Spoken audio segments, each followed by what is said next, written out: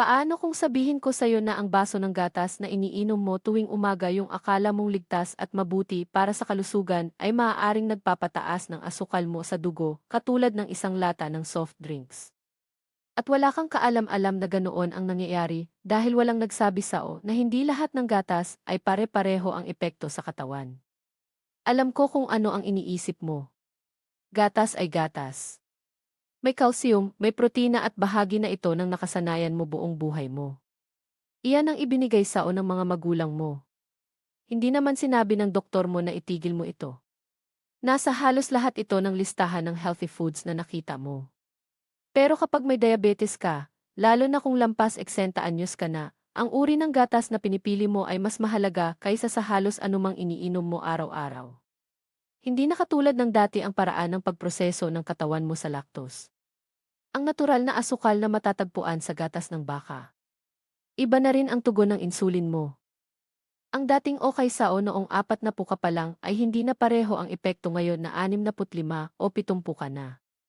May mga uri ng gatas na kayang itulak ang blood sugar mo sa 180 o mas mataas pa. At may iba namang klase na kayang panatilihin ito sa 120 o nang walang bigla ang pagtaas. Pareho ang dami pero magkaiba ang reaksyon ng metabolismo mo. At ang totoo, karamihan sa mga may diabetes ay hindi alam kung alin ang dapat at alin ang dapat iwasan. Ako si Draluz, isang doktor na dalubhasa sa nutrisyon para sa mga taong may diabetes at may 25 taon na akong karanasan sa larang ito. Paulit-ulit ko itong nakikita sa aking klinika. May mga pasyente akong maingat kumain, regular uminom ng gamot at hindi pinababayaan ang pag-ehersisyo. Pero nahihirapan pa rin silang pababain ang kanilang fasting blood sugar o maiwasan ang pagtaas ng asukal pagkatapos kumain. Kapag masusi naming tinitingnan ang kanilang pagkain sa araw-araw, madalas may isang simpleng bagay na hindi man lang nila naisip questionin isang baso ng regular na gatas tuwing umaga. Napansin mo na ba na mataas ang fasting blood sugar mo kahit hindi mo maintindihan kung bakit? Mas mataas ba sa inaasahan ng resulta mo pagkatapos ng almusal? Pakiramdam mo ba ay ginagawa mo naman ang lahat ng tama pero parang may kung anong humahadlang sa maayos mong kontrol? Hindi ka nag-iisa. Milyon-milyong taong may diabetes ang dumaranas nito nang hindi nila alam na ang gatas na akala nila ay inosente at masustansya ay maaaring tahimik na nakaapekto sa kanilang blood sugar. Isipin mo kung papalitan mo lang ang isang baso ng gatas sa isang araw at makikita mong bumaba ang fasting numbers mo ng 20 o 30 puntos sa loob lamang ng 2 linggo. Isipin mo rin kung bababa ang iyong hemoglobin A1C ng kala sa loob ng 3 buwan dahil lang sa simpleng pagbabagong iyon. Minsan, hindi pala malaking sakripisyo ang kailangan kundi tamang kaalaman at tamang pagpili araw-araw. Isipin mo kung sa wakas ay malinaw mong maiintindihan kung aling uri ng gatas ang talagang tumutulong sa katawan mo at kung alin naman ang tahimik na kumokontra sao. Parang simple lang pakinggan. Hindi ba? Pero ipinapakita ng siyensya na may malaking epekto talaga ito. Ngayon, ibabahagi ko sa iyo ang 8 uri ng gatas na kaayos mula sa pinakaangkop hanggang sa hindi gaanong inirerekomenda para sa mga may diabetes. At ang pangwalo, ang pinakakaraniwang gatas na iniinom ng marami araw-araw. Maaaring nagpapataas ng blood sugar mo ng hanggang 40 puntos tuwing umaga nang hindi mo namamalayan. Kaya manatili ka lang dahil posible talagang mabago ang paraan ng pagkontrol mo sa diabetes sa pamamagitan ng isang simpleng pagbabago. Bago tayo magpatuloy, hihiling lang ako ng maliit na pabor na napakahalaga sa akin.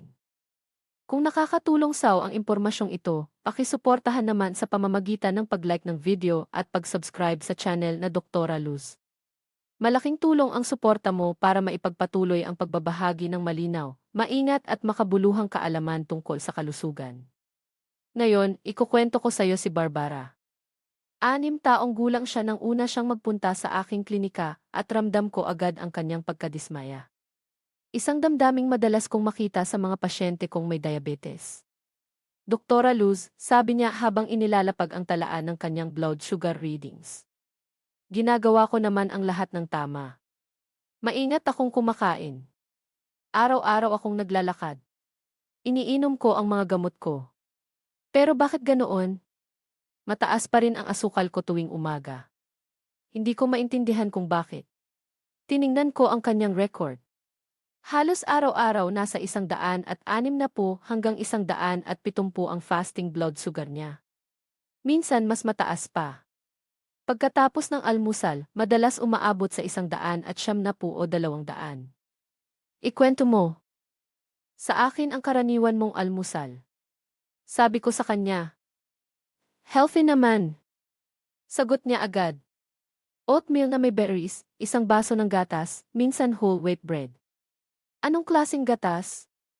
Tanong ko. Regular lang buong gatas. Iyon na ang nakasanayan ko. Gatas lang naman yon.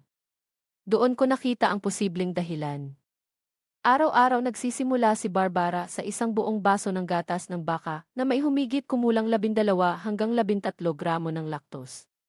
Isang natural na asukal na sa edad niya ay hindi na napoproseso ng katawan niya ng kasing husay ng dati. Bago pa siya makalabas ng bahay, tumataas na ang kanyang blood sugar. Barbara, sabi ko ng mahinahon.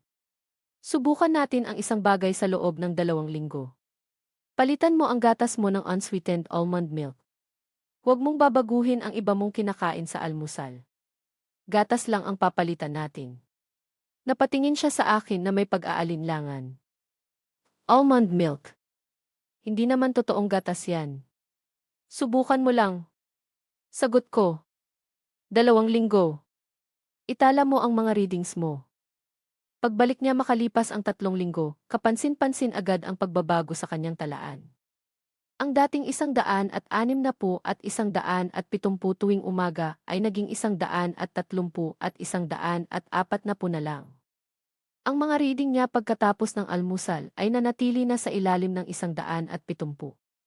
Gatas lang talaga ang binago ko. Sabi niya na may halong pagtataka. Sagot ko. Iyon lang. Pagkaraan ng 3 buwan, bumaba ang kanyang hemoglobin A1C. Mula 7.7% naging 7.4%. Isang pagbabago lang mula sa regular na gatas ng baka papunta sa unsweetened almond milk. Minsan ang maliit na desisyon sa araw-araw ang may pinakamalaking epekto sa pangmatagalang kalusugan. Ngayon ikukwento ko sa iyo ang tungkol sa 8 uri ng gatas na kaayos mula sa pinakaangkop hanggang sa pinakaproblemado para sa mga may diabetes para matulungan kang pumili ng gatas na talagang akma sa katawan mo. Ang numero 1 sa listahan ay unsweetened almond milk. Ito rin ang gatas na madalas kong irekomenda sa aking mga pasyenteng may diabetes. Ito rin ang gatas na nagdala ng malaking pagbabago kay Barbara. Ang unsweetened almond milk ay may lamang 1 hanggang 2 gramo ng carbohydrates kada tasa at halos walang natural na asukal. Kung ikukumpara mo sa gatas ng baka na may 12 hanggang 13 gramo ng lactose kada tasa, makikita mo kung bakit iba talaga ang reaksyon ng blood sugar. Ang mga healthy fats sa almond milk ay nagmumula sa totoong almonds at ang mga fats na ito ay nakakatulong sa kalusugan ng puso. Isang napakahalagang aspeto para sa mga may diabetes na may mas mataas na panganib sa cardiovascular problems. Ipinapakita ng maraming pag-aaral na ang regular na pagkain ng almonds o mga produktong gawa sa almonds ay nakakatulong sa pagpapabuti ng cardiovascular markers sa mga taong may type 2 diabetes. Magaan ang teksture nito, may bahagyang natin na lasa at bagay sa kape, smoothies o kahit inumin lang ng diretsyo. Madali rin itong tunawin. Sa calories karaniwang 30 hanggang 40 calories kada tasa kumpara sa 150 calories ng whole milk. At para sa mga taong lactose intolerant, tinatanggal nito ang problemang iyon ng tuluyan. Ang pinakamahalagang detalye, siguraduhing walang asukal. Ang sweetened almond milk ay maaaring may 10 hanggang 7 gramo ng idinagdag na asukal kada tasa na talagang sumisira sa layunin ng pagpapalit. Palaging basahin ang label. Kung nakasulat unsweetened at 2 gramo o mas mababa ang carbohydrates kada tasa, ligtas ka na. Si Jamie ay 70 taong gulang at buong buhay niyang iniinom ang whole milk. Hindi ko kayang talikuran ang gatas. Sabi niya sa akin nang imungkahi ko ang almond milk. Subukan mo lang. Tugon ko. 1 linggo lang ang itinagal niya bago niya subukan. At bagaman may alinlangan, nagpatuloy siya. Ang blood sugar niya pagkatapos ng almusal na karaniwang umaabot sa 175 gamit ang whole milk ay nanatili lamang sa 152 gamit ang unsweetened almond milk. Minsan simpleng pagbabago lang sa gatas ang kailangan para makakita ng malinaw na pagbabago sa blood sugar. Hindi ito katulad ng dati ang lasa, inamin niya. Pero hindi nagsisinungaling ang blood sugar ko. At sa totoo lang, pagkatapos ng ilang araw, nasanay na rin ako. Ngayon, ang regular na gatas ay parang sobra ng mabigat sa panlasa niya. Makalipas ang 2 buwan, bumaba ang average niyang fasting blood sugar ng 18 puntos. Isang pagbabago lang, sabi niya, at bigla naging mas madali ang lahat. Ang pangalawa sa listahan, unsweetened soy milk. Ang pangalawang magandang pagpipilian para sa mga may diabetes ay unsweetened soy milk. May kakaibang advantage ang soy milk kumpara sa almond milk sa isang aspeto, protina. Ang unsweetened soy milk ay may 6 hanggang 8 ng protina kada tasa. Halos katulad ng gatas ng baka. Samantalang ang almond milk ay may humigit kumulang 1 gramo lang. Ang protinang ito ang tumutulong para mapanatili kang busog at kontento nang hindi tumaas ang blood sugar. Mababa rin sa carbohydrates ang soy milk. Karaniwang 3 hanggang 4 gramo kada tasa sa mga unsweetened na version. At mababa ang glycemic index nito. Ibig sabihin minimal ang pagtaas ng blood sugar. Madalas din itong fortified ng calcium at vitamin na sumusuporta sa kalusugan ng buto. Napakahalaga lalo na sa mga matatandang may diabetes na mas mataas ang panganib sa osteoporosis. Mas creamy ang texture nito kumpara sa almond milk. Mas malapit sa consistency ng totoong gatas ng baka. Kaya may ilang tao na mas gusto ito dahil sa dahilan na iyon. Si Dorothea ay 67 o taong gulang at kailangan niya ng mas maraming sa kanyang. Binanggit ng doktor niya na unti-unti siyang nawawala ng muscle mass, karaniwang nangyayari sa matatandang may diabetes. Pinalitan namin ang almond milk niya ng unsweetened soy milk para madagdagan ang protina araw-araw nang hindi nadadagdagan ang carbohydrates. Mas busog ako pagkatapos ng almusal. Iniulat niya makalipas ang 2 linggo at stable naman ang sugar ko tulad ng sa almond milk. Laging piliin ang unsweetened soy milk. Ang mga sweetened na bersyon ay maaaring may 5 hanggang 0 gramo ng idinagdag na asukal na talagang nakakasira sa benepisyo nito. Ang pangatlo sa listahan, unsweetened cashew milk. Ang pangatlong pagpipilian, unsweetened cashew milk ay katulad ng almond milk, ngunit may mas creamy na texture at bahagyang mas rich na pabor sa ilang tao. Mababa rin ito sa carbohydrates, karaniwang 1 hanggang 2 kada tasa. Sa mga unsweetened na bersyon at naglalaman ng healthy fats na sumusuporta sa kalusugan ng puso. Ang mga cashew ay mayaman sa magnesium na mahalaga sa regulasyon ng blood sugar at maraming diabetics ang may kakulangan sa magnesium nang hindi nila alam. Ang creamy na texture nito ay perpekto sa kape o smoothies kung gusto mong mas rich ang consistency kumpara sa almond milk. Si Elena ay 69 taong gulang at naramdaman niyang sobrang magaang ang almond milk para sa panlasa niya. Parang uminom ng flavored water, sabi niya. Pinalitan namin siya ng unsweetened cashew milk na mas creamy at may body na mas katulad ng totoong gatas. Mas totoo itong gatas na ito, sabi niya ng masaya. Ang kanyang blood sugar response ay pareho sa almond milk, stable at kontrolado. Pero sa pagkakataong ito, talagang nag-i-enjoy siya sa iniinom niya sa halip na basta tolerahin lang. At muli, unsweetened lang ang dapat piliin. Suriin mo palagi ang label. Ang pang-apat na uri, sprout protein milk. Para sa karamihan, medyo bago ito pero unti-unti nang nagiging available sa merkado. Ang pea protein milk ay gawa sa yellow peas at may mataas na protina. Karaniwang 8 gramo kada tasa. Halos katulad ng gatas ng baka at soy milk. Mababa rin ito sa carbohydrates. Karaniwang 2 hanggang 4 gramo kada tasa at kadalas ay fortified ng calcium at vitamin. Ang mataas na nito ay napakakapakipakinabang lalo na sa matatandang kailangan panatilihin ang kanilang muscle mass. Madalas pabilis ang pagkawala ng muscle mass sa mga may diabetes at bahagi ng tamang pamamahala nito ang sapat na protina. Libre rin ito sa lactose at ligtas sa mga may allergy sa dairy, nuts o soy. Malambot ang texture, mild ang lasa at magagamit sa kahit anong paraan kung saan mo gagamitin ang regular na gatas. Si Francisco ay 72 taong gulang at sinusubukang panatilihin ang kanyang muscle mass habang inaayos ang diabetes. Sinabi ng kanyang doktor na dagdagan ang proteina. Pinalitan namin ang low-fat cow's milk sa kanyang morning routine ng Easiprote protein milk. Nanatiling stable ang blood sugar niya at makalipas ang 3 buwan. Napansin ng doktor niya na bahagyang tumaas ang muscle mass measurement niya sa halip na bumaba tulad ng dati. Ang panglima, oat milk. Dito kailangan ng higit na pag-iingat. Ang oat milk ay sumikat at may ilang benepisyo.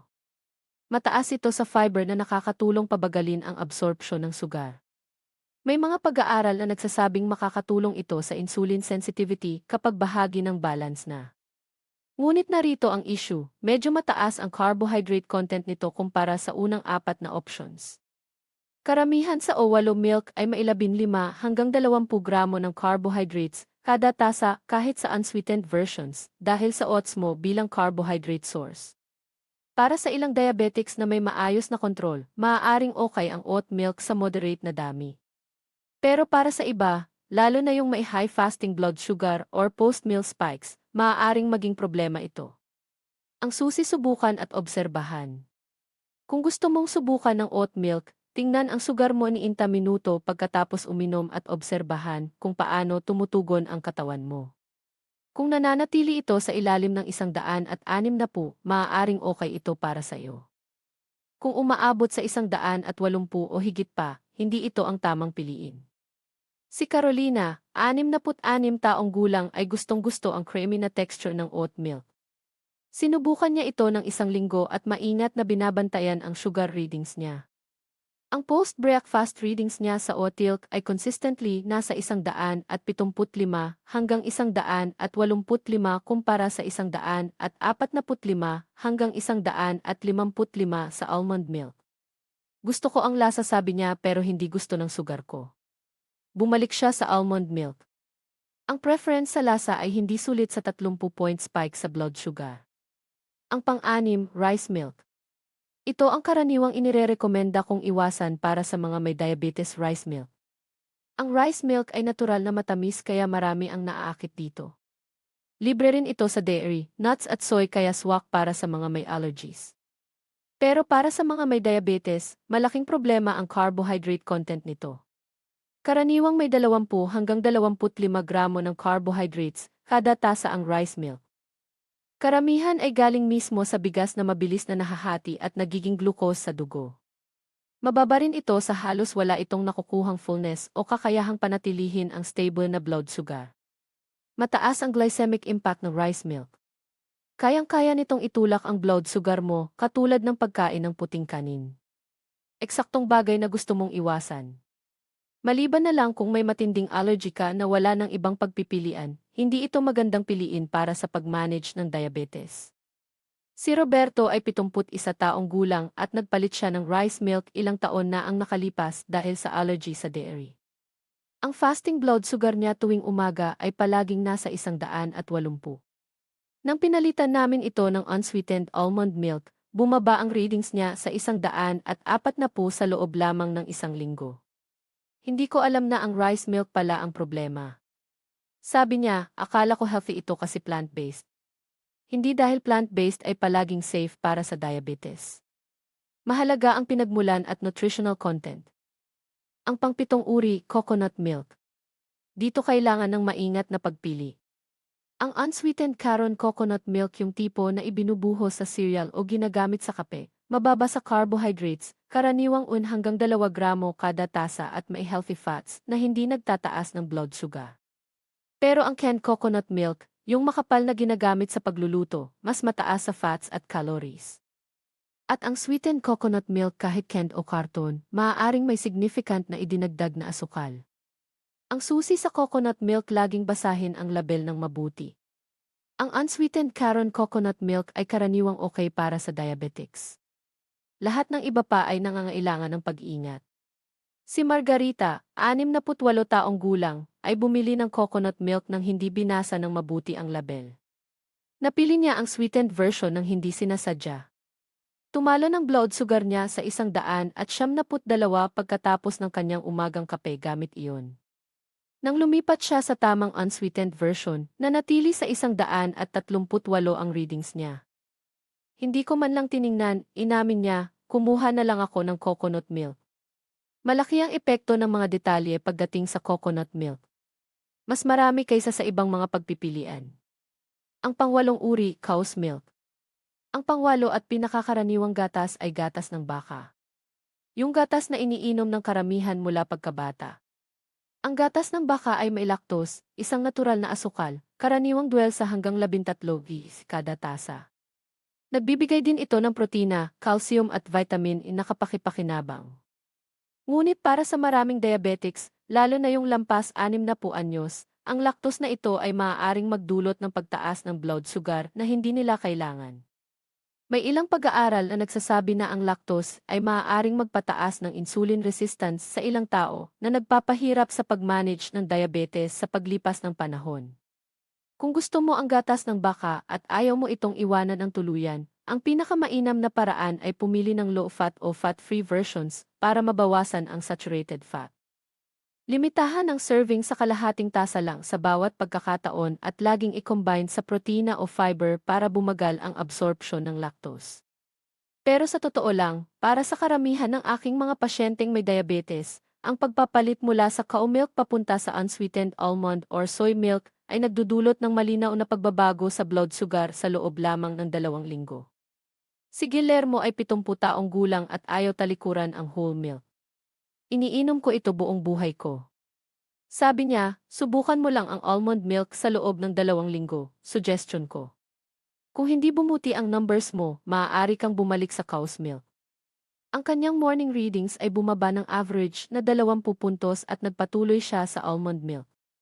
Ngayon, natutunan mo na ang 8 uri ng gatas na karango mula sa pinakaangkop hanggang sa hindi inirerekomenda para sa mga diabetics.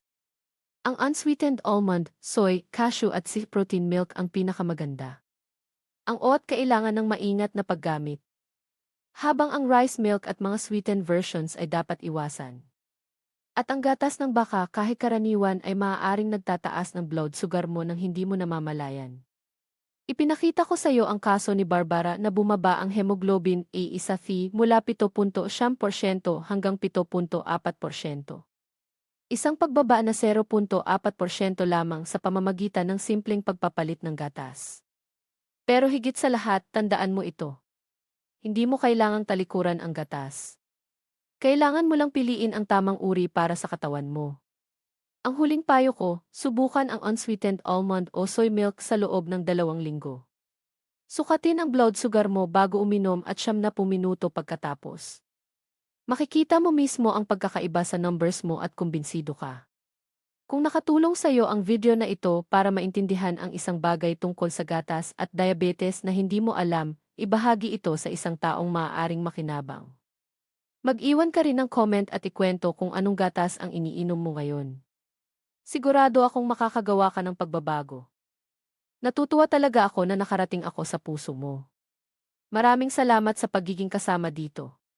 Magkikita tayo ulit sa susunod. Ingatan mo ang sarili mo at tandaan. Minsan isang maliit na pagbabago lang ang kailangan para magdala ng malaking pagkakaiba.